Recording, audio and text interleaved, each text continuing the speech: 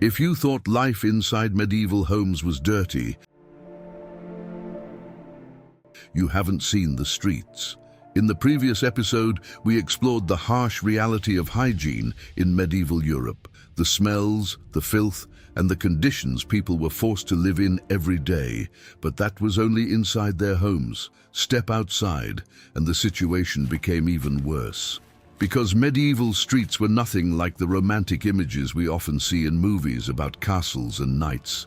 They were narrow, dark, crowded, and filled with things that most people today would find almost impossible to tolerate.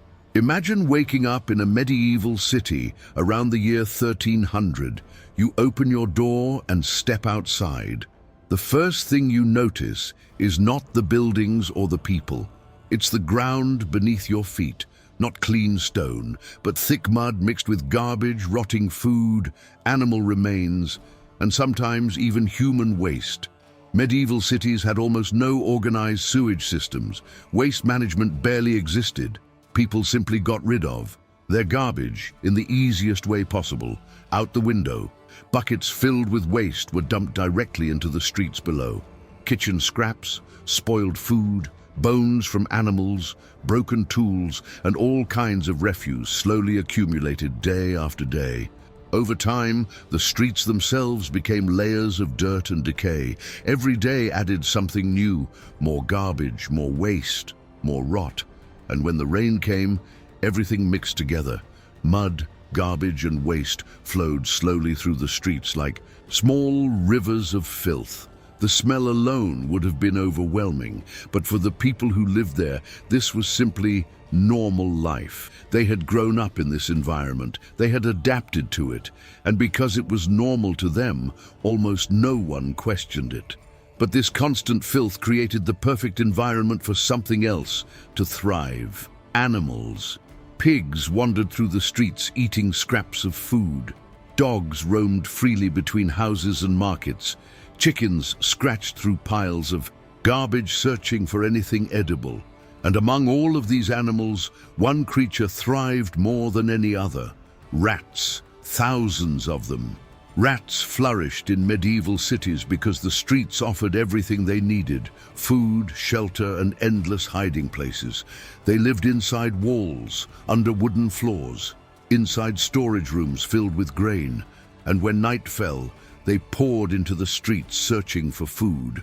People saw them everywhere, running across market stalls, inside their homes, along wooden beams above their heads, sometimes even near their beds while they slept. Over time, people stopped reacting to them. They simply became part of daily life.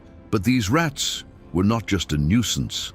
They carried something far more dangerous, something no one at the time could see, something invisible, and something that would soon change Europe forever.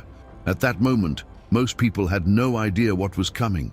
They continued living their daily lives, walking through the same filthy streets, living among the same animals, sleeping in houses where rats moved freely through the walls, completely unaware that the environment they had normalized was creating the perfect conditions for catastrophe.